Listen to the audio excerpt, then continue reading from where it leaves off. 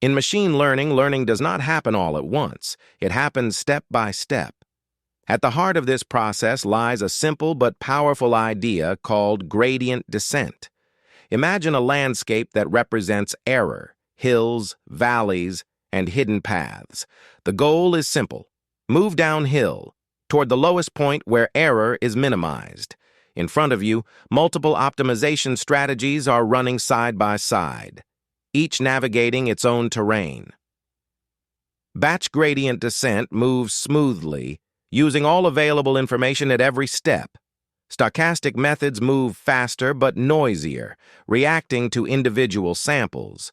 Momentum builds speed, while atom adapts intelligently as it learns. Each glowing particle represents a model adjusting itself, learning from mistakes, refining predictions, and searching for stability.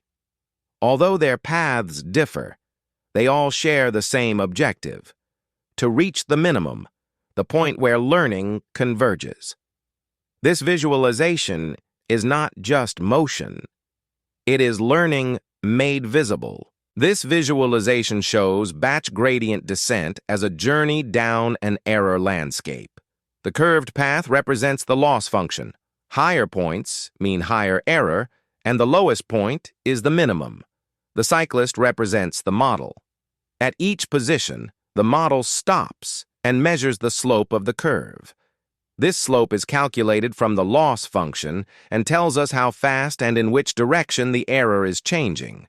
Because gradient descent always moves opposite to the slope, a positive slope makes the model move left and a negative slope makes it move right, always downhill. The yellow dots mark each update step taken by batch gradient descent, using all available data to compute one precise move. The red dots show the size of the error. Larger dots mean higher loss, smaller dots mean lower loss.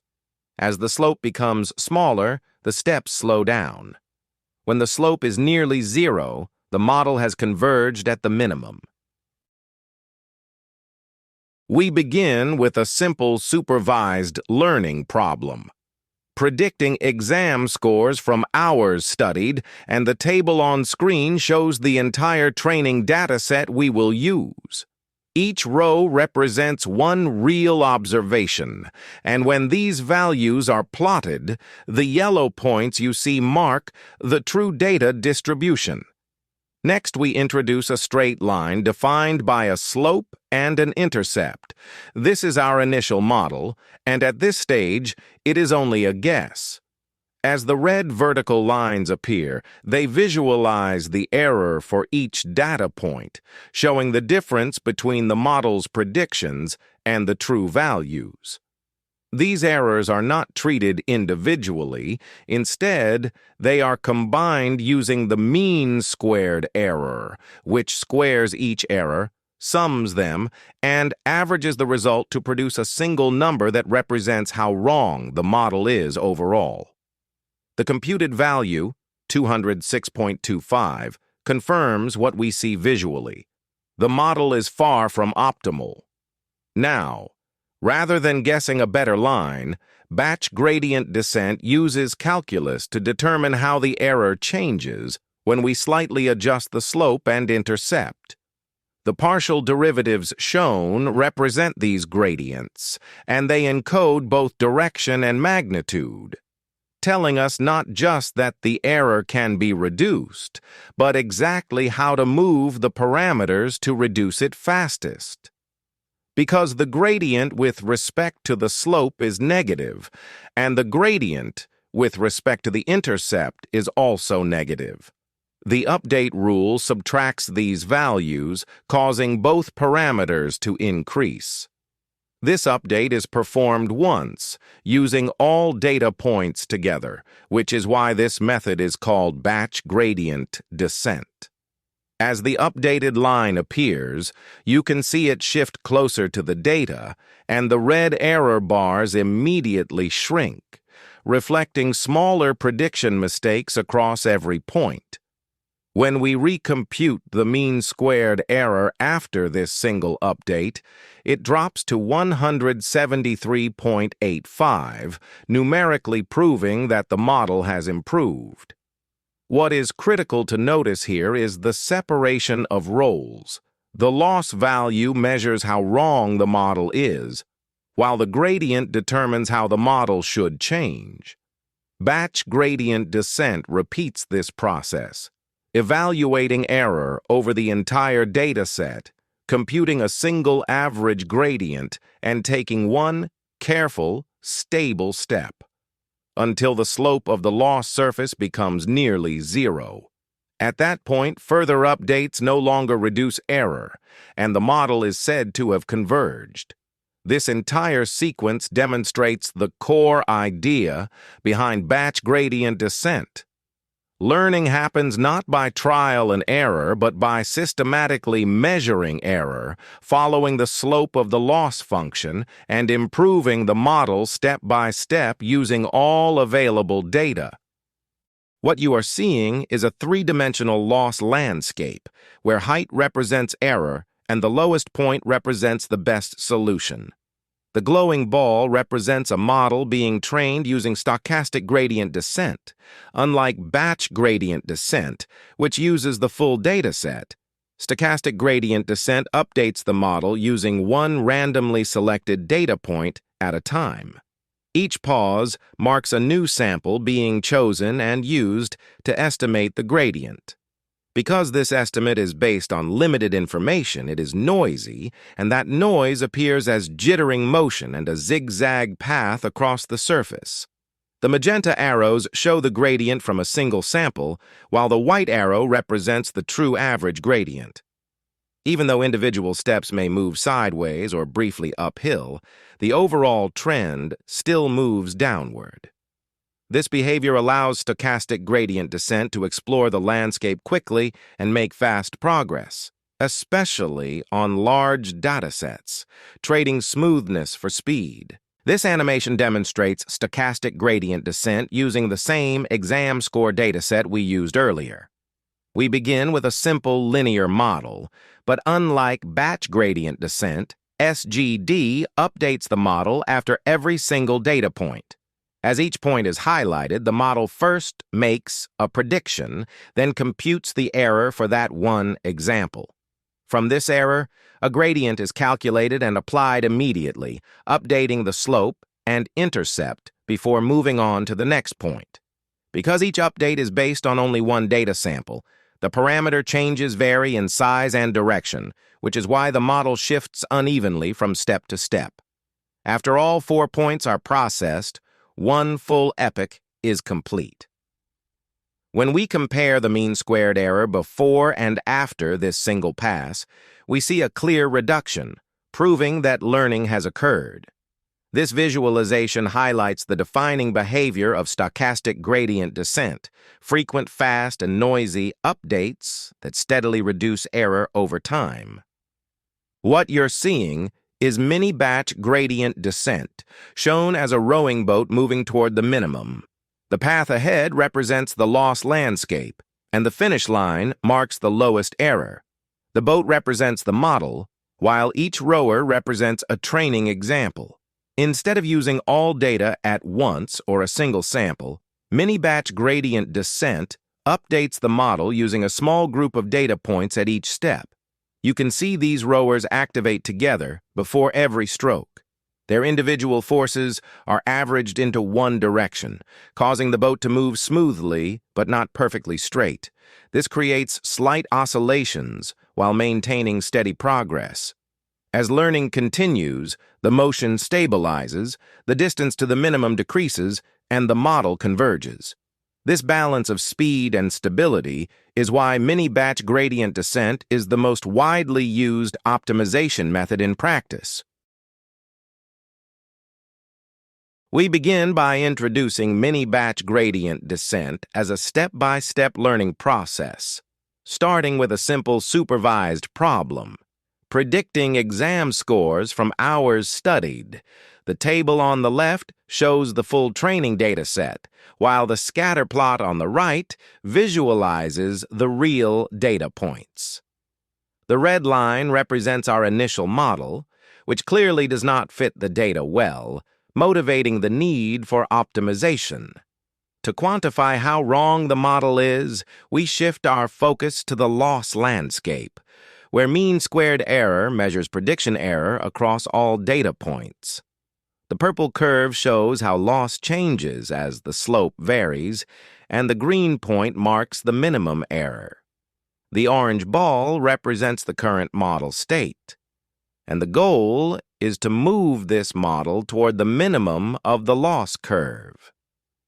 Instead of using all data at once or a single data point, mini-batch gradient descent selects a small group of points at each step, which is highlighted when the mini-batch is formed. Each selected data point contributes its own gradient, shown explicitly through individual prediction errors and gradient values. These gradients are then averaged into a single update direction, producing a more stable signal than stochastic updates while remaining faster than full-batch computation. Using this averaged gradient, the model parameters are updated according to the gradient descent rule, and we see the model improve numerically and visually.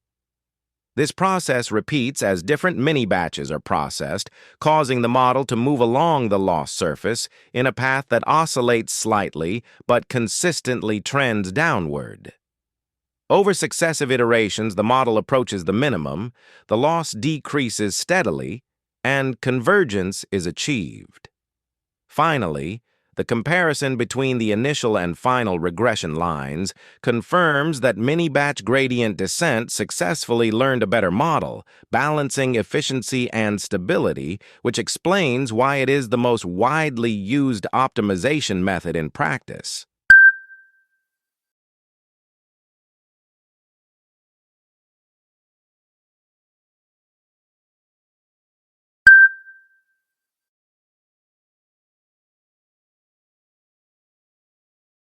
We begin by introducing optimizers as the mechanisms that make learning possible in neural networks, framing them not as separate algorithms, but as refinements to how gradient descent updates model parameters.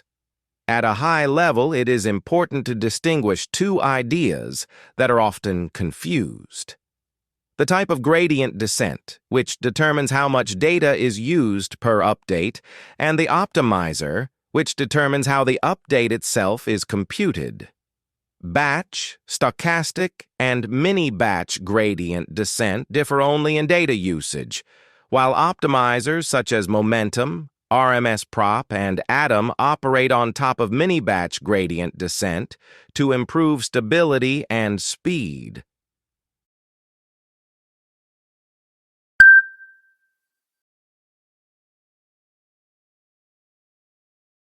With this distinction in place, we examine the limitation of vanilla gradient descent, where a single fixed learning rate causes inefficient oscillations in steep loss landscapes, wasting computation and slowing convergence.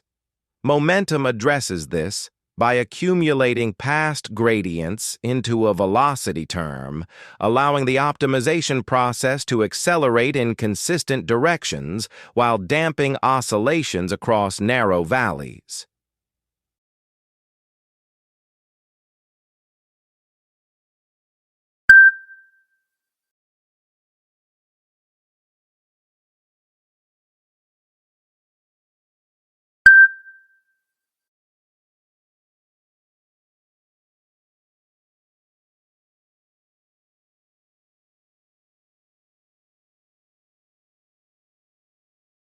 RMSProp tackles a different issue by adapting the learning rate independently for each parameter, reducing step sizes where gradients are large and increasing them where gradients are small, which is especially effective in non-stationary or ill-conditioned problems. Adam combines both of these ideas by maintaining moving averages of both the gradient and its squared magnitude, applying bias correction to stabilize early training, and producing updates that are both directionally informed and adaptively scaled. When we compare the resulting optimization paths visually, we see that vanilla gradient descent oscillates, momentum smooths the trajectory, and Adam converges more directly and efficiently toward the minimum.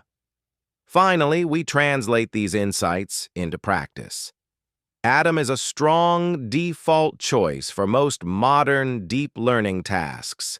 Stochastic gradient descent with momentum often achieves the best final accuracy when carefully tuned, and RMSProp remains useful in specific settings such as reinforcement learning.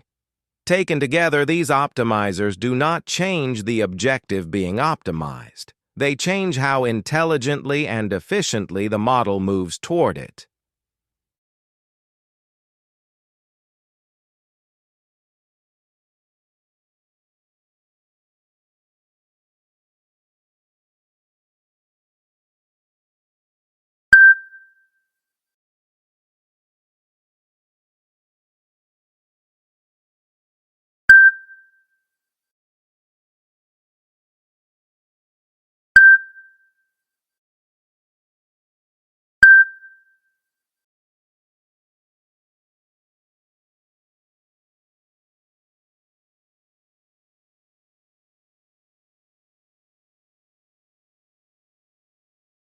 At this point, the key question is not how optimizers work, but which one to use in practice.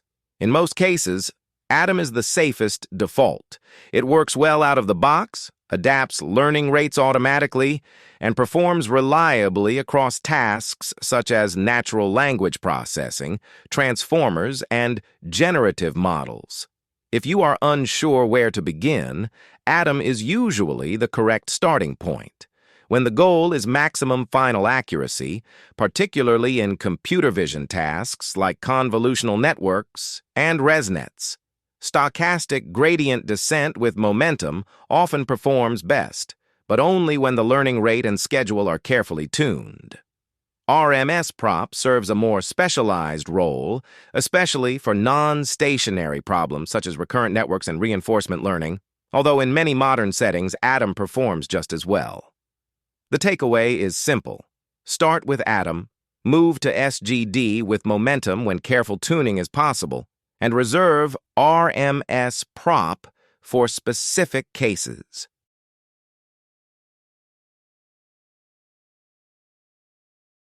Finally, we will go through the calculations briefly before completing this topic. We begin with a linear model initialized with a slope of 10 and an intercept of 20, trained on the hours studied and exam score dataset. Using batch gradient descent, gradients are computed over all data points, producing -75 for the slope and -27.5 for the intercept, which update the parameters to 10.75 and 20.275. In stochastic gradient descent, a single data point is used. Selecting the example with 2 hours and a score of 50 yields gradients of -40 and -20, updating the parameters to 10.4 and 20.2. With mini-batch gradient descent, gradients averaged over 2 data points result in -55 for the slope and -25 for the intercept, updating the parameters to 10.55 and 20.25. Momentum builds on this mini-batch update by accumulating past gradients into a velocity term, which dampens oscillations and produces a smoother, more consistent parameter change in the direction of persistent descent. RMSProp takes a different approach by tracking the running average of squared gradients, automatically reducing the learning rate when gradients are large and stabilizing updates, leading to a conservative parameter adjustment near 10.031. Adam combines both momentum and adaptive scaling, maintaining estimates of both the gradient and its squared magnitude, resulting in the most stable and balanced update among these methods, and moving the slope to approximately 10.003.